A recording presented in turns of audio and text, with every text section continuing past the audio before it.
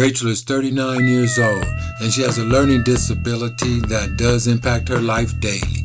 We do not know the struggle that a person with a disability goes through daily. It does not matter if you have a learning disability or not. We should not judge or respond to them any differently. As we listen to Racheal and her story, we must remain with an open mind and remember that we are all different. We must all have patience with each other. Tonight's title, You Don't Know What I Go Through, told by Racheal Zanders.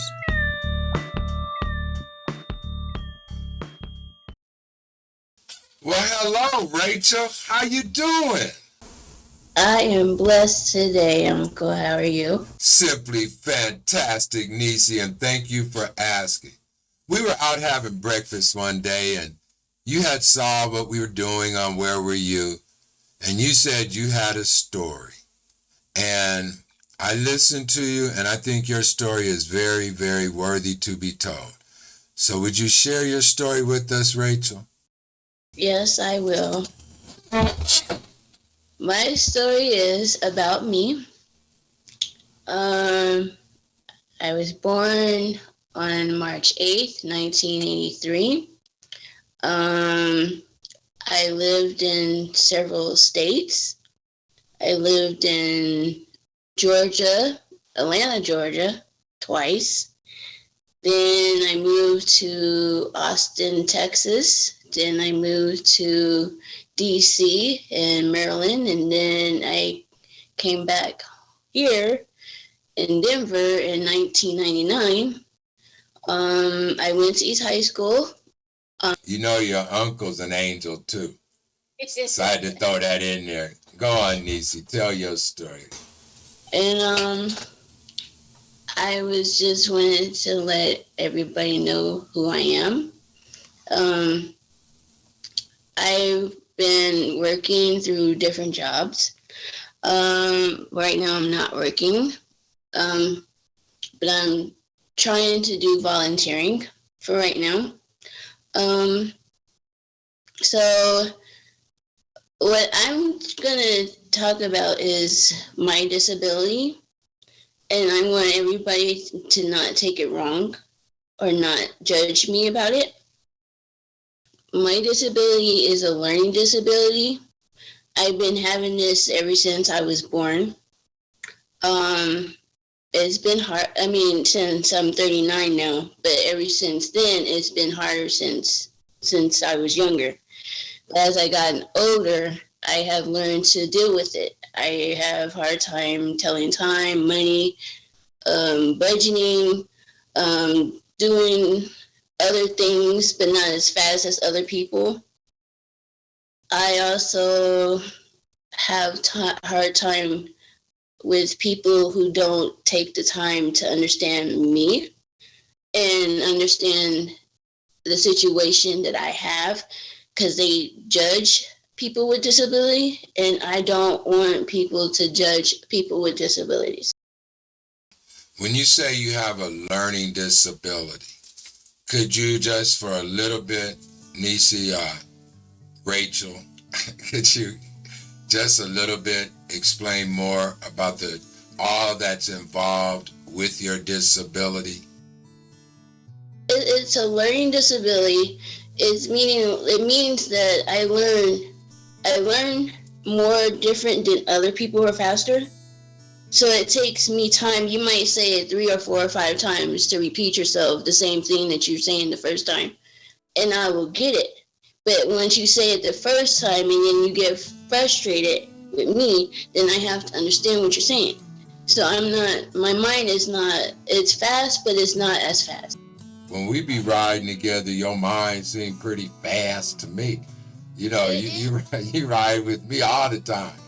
Your mind seems pretty fast, but I do notice, I notice, and I'm sure other people notice, and I'm sure that a lot of things you had to deal with in life, with people getting help to help you with your situation. How does that all work out for you? It's a struggle. It's a struggle, because let me fast forward a little bit. my mom, I'm blessed to have my mom. Thank my mom for everything that she has done throughout my disability, throughout the whole thing. I was one of the kids that went to a school that had two black kids, and that was in the school. I've been in special ed all my life. My mom fighted several districts to get me in to schools that would take people like me. It was hard.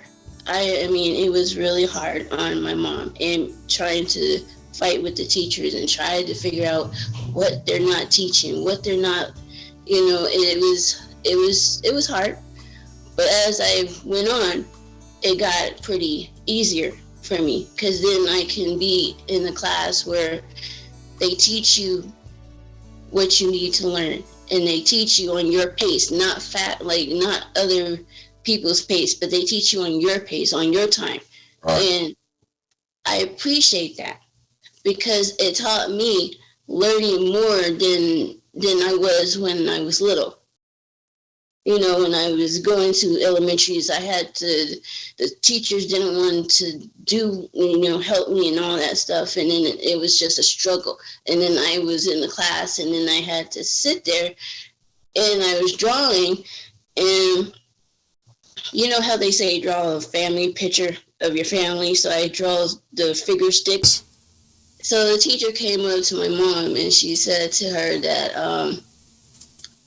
Racheal is drawing figure of, stick of the family, but in a different color.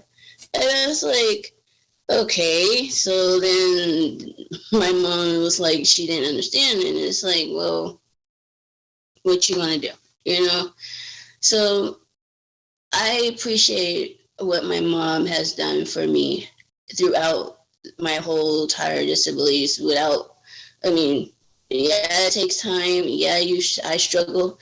Yes, it irritates me sometimes, but I will get it through it. I want to be a person that I have overcome it. I have overcome my battles with my disability. I have overcome with the fighting and the struggles and dealing with other people's attitudes and don't want you and push you away and talk about you and looking at you a certain way.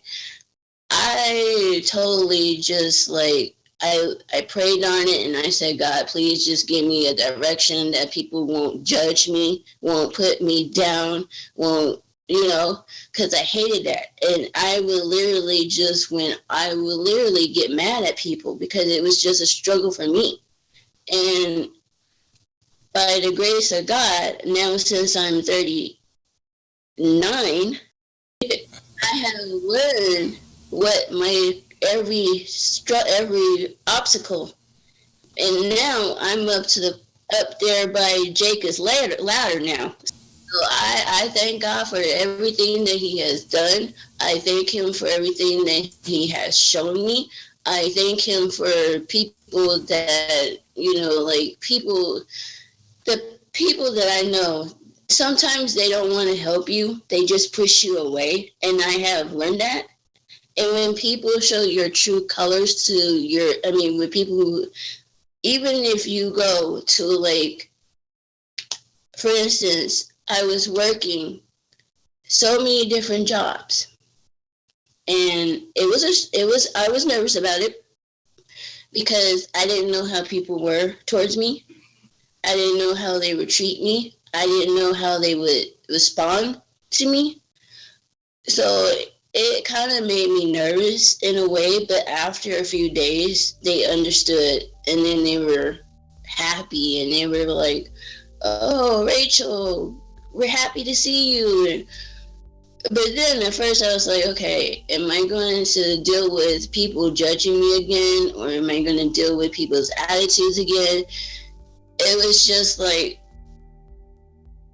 working from job to job to job, and plus going in high school. So that was I was in a working program on top of that, and it was like school, then work, then going home, then doing homework, then do it all over again. Let me ask you a question because you were talking about school. When you first started school, was this learning disability obvious? Was it evident to everyone? Did they know this and didn't have programs for you, or did they discover it as you start going to school? They started knowing when I went to school. They didn't know when I was at school. When I was in school, they noticed something was not right. Okay, and now, so fast forward again, because we want to get back to some of the abuse that people did as well. Now you're in high school, you're on a work program, so by this time, you're in a class that is at your pace. Yes. Okay, so I thought that they had agencies and things like that to assist you and your mom. How does that work out? Me and my mom, we worked together. We tried to find things that would better me, with my disability, with the situation. I mean, like certain different scenarios. Let's do this. No, that won't work. Let's go here. Let's call these people. Let's see what they can do for you and all the. But every time every time I started wanting to work, it was a letdown because it was just like, okay, I went to this place, they didn't want me. I went to that place, they accepted me. Then I went to another place, it took them a while. So it was just like, I was in a working program at East High School. And it was also for me to get grades. It was also for me to graduate. Clayton College, for instance, I was working 2 classrooms when I was working there during East High School, during my 11th and 12th grade. Then I went to Park Hill twice. So then I was still working even though I was still in high school. Then when I got out of high school, I waited a while, and then I was working at Park Hill United Methodist Church. So I started working there 2004, and then I got laid off in 2013. So after months and months went by, then I started finding a job at the Performing Arts Complex in Denver. So I started working there. Those people were nice to me.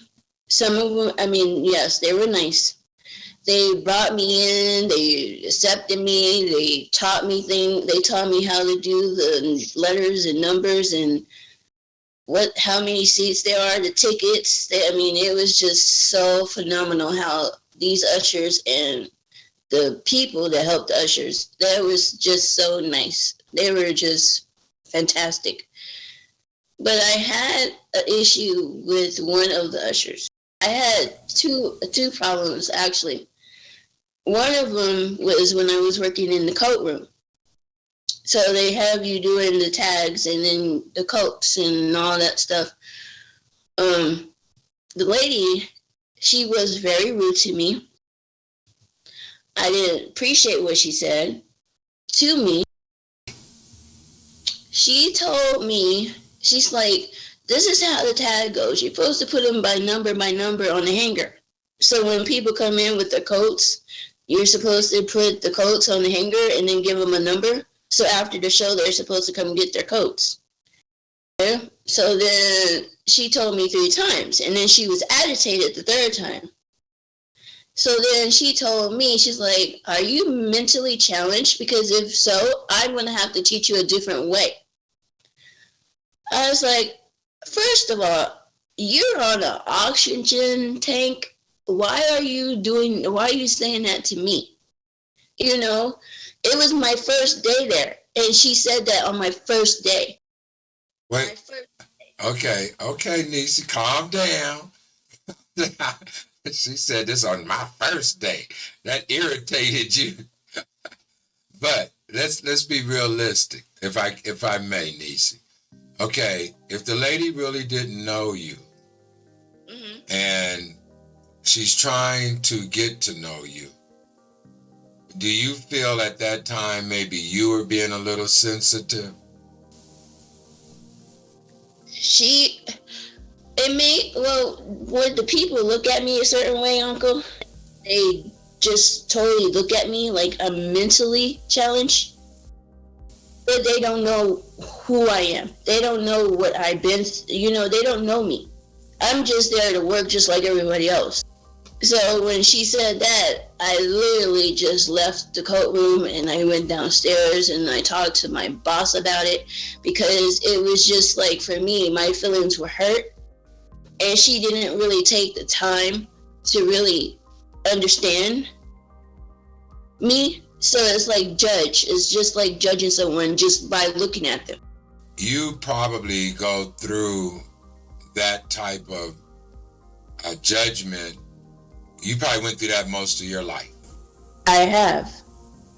And it's probably not just on the job, it's probably out in public, on the bus. I mean, I can't think of all the different places.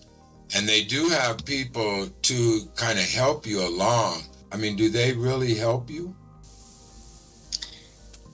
Well, here's the thing, Uncle. I get tired. For me, I get tired of trying to, like, when it comes to people trying to help me. All my life, I've been put down. All my life, I've been judged. All my life, I've been talked about. Don't want me. Don't want me there. Don't want me to work there. Even my boss, when I was at that job, he was like, I don't think she can do it. I don't think she can make it. Just by looking at me. That's the thing that I have a problem with, when people just looking at me and judging me in a certain way, like I have a mentally challenge, but I don't. It's a disability that people have that is just teaching other people slower than others.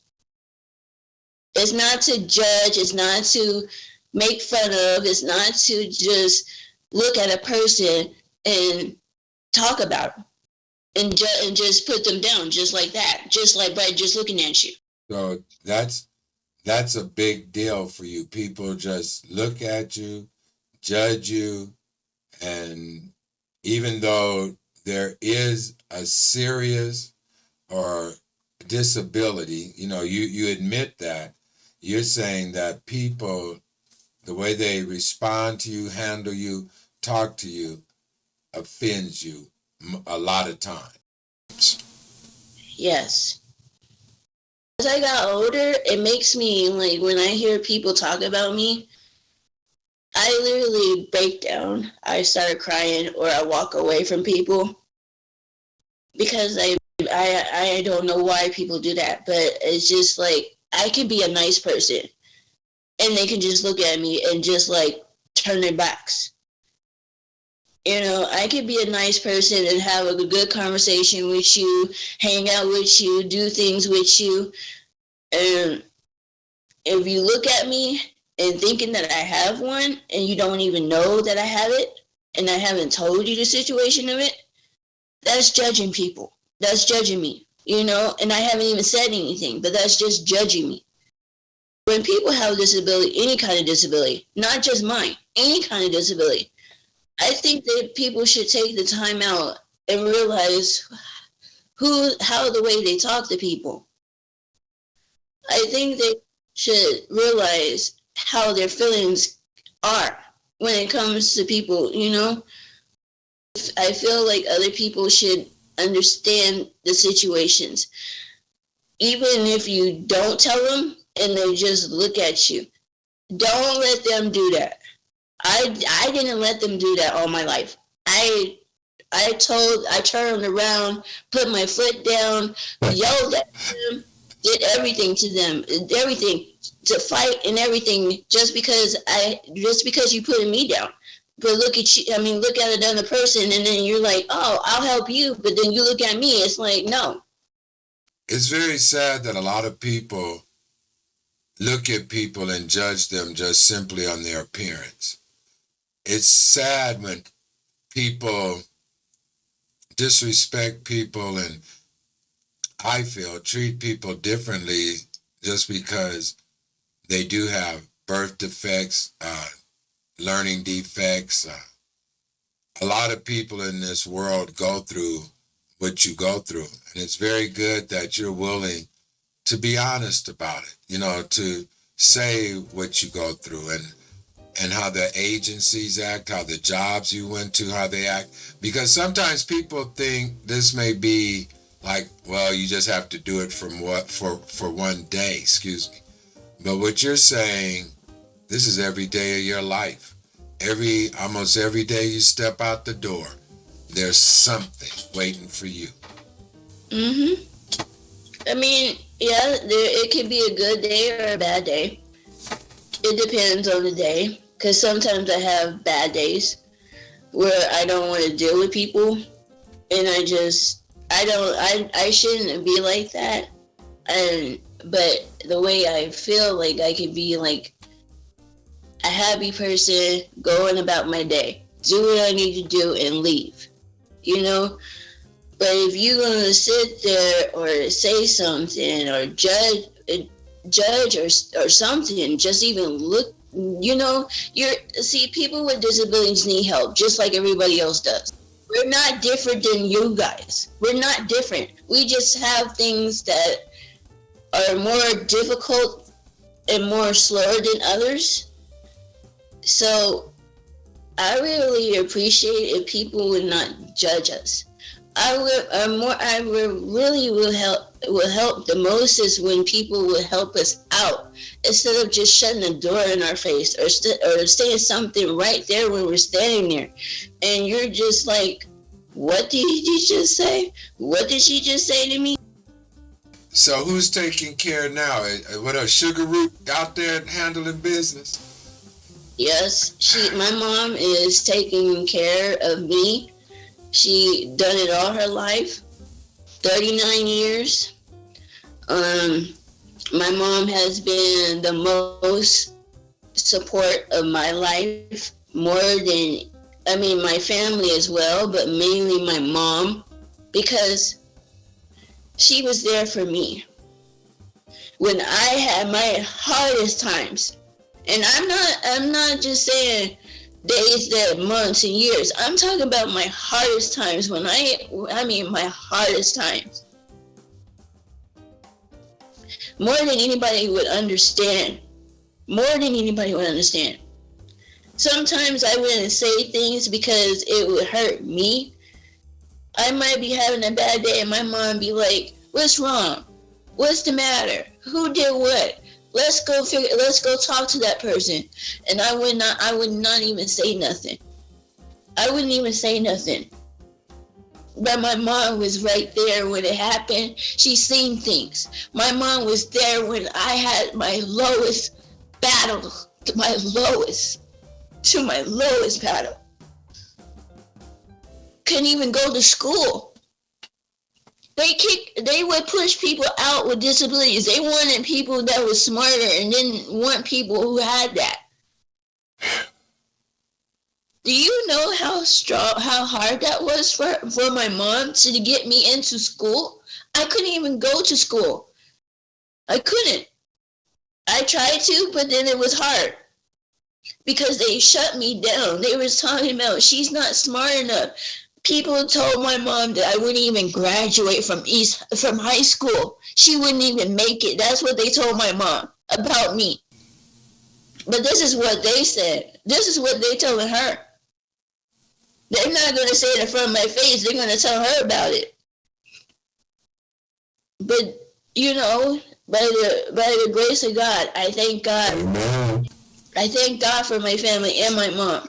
And I thank God for me, too. For birthing, put me on this earth to understand.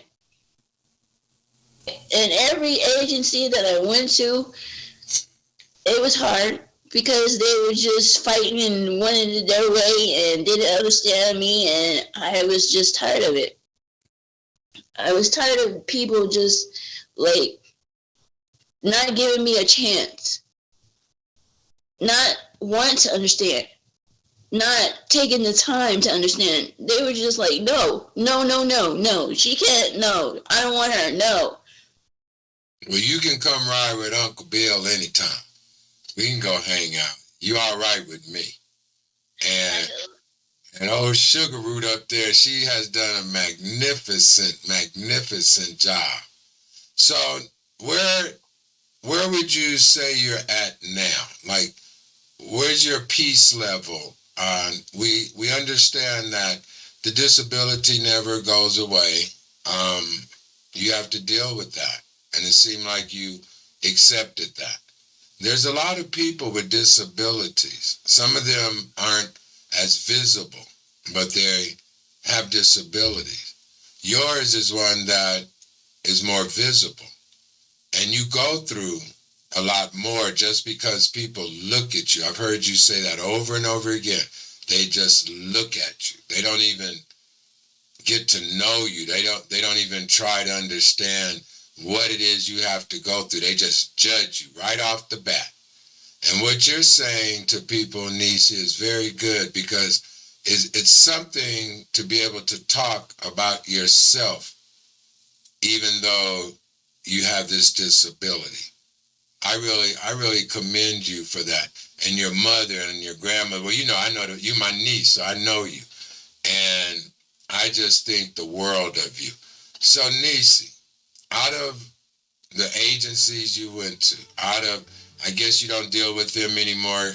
Your mom kind of takes care of all of that too now. I guess it's just better for you all to handle it yourself at this stage. Yes. Me and my mom, she helps me out a lot. Because she doesn't want people to judge me either. She's tired of seeing people judging me. She don't want her baby to keep being hurt by people. No. And you tell them, well, you already know how your Uncle Bill gonna roll up if it gets in my face. So we already know. We know how that's gonna go, because I've actually been around you when situations like that has happened.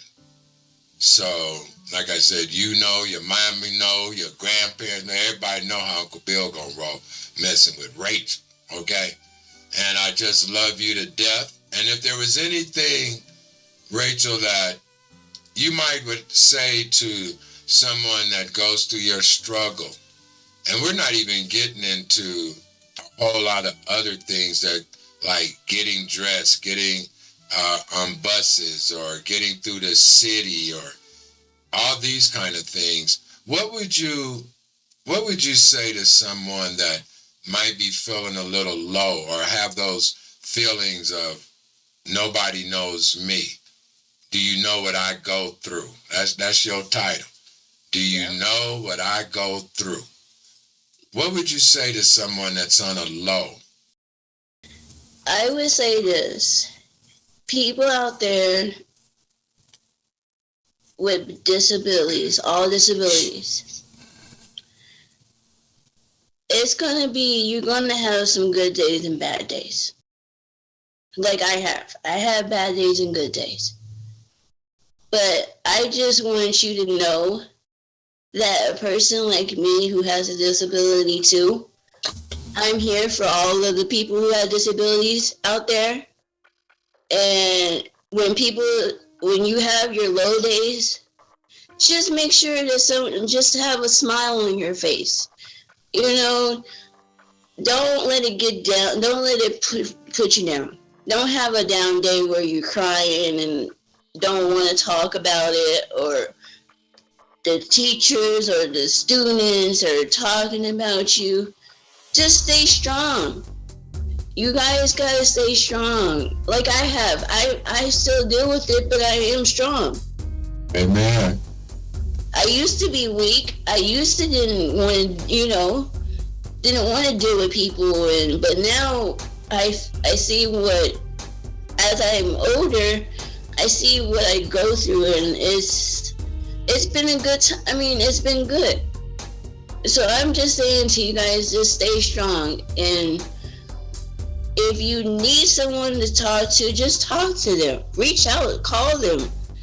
You know, your mom, your dad, your grandparents, your cousins, anybody. Just reach out and talk to them. They'll understand you, you know. They're not going to judge you or push you down or say this or say that because you're stronger than them. If they're going to say words that you don't like, you're stronger than them. Stay strong and have a conversation to anybody that I mean, I'm here for all the people who have disabilities. I'm here if you guys need to call me, if you need to reach out to me, just talk. Just have a talk. Just reach out.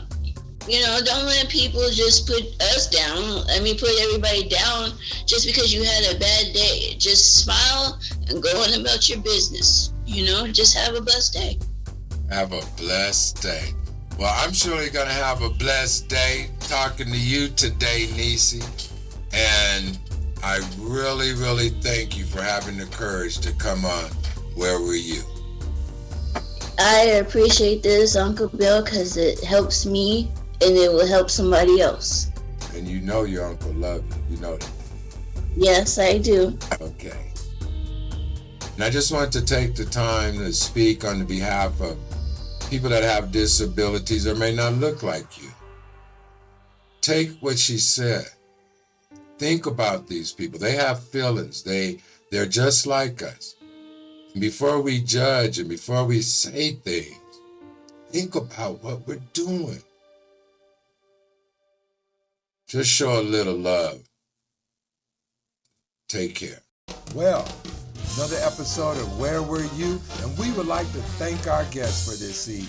Also want to thank New Me. New Me helps sponsor Where Were You? So go on and check it out.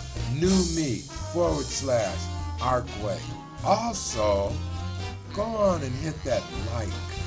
Go on and hit subscribe. Go on and hit that share. Go on and leave a comment. And if you find anyone that has a story, let me know. And hey, you bless someone today.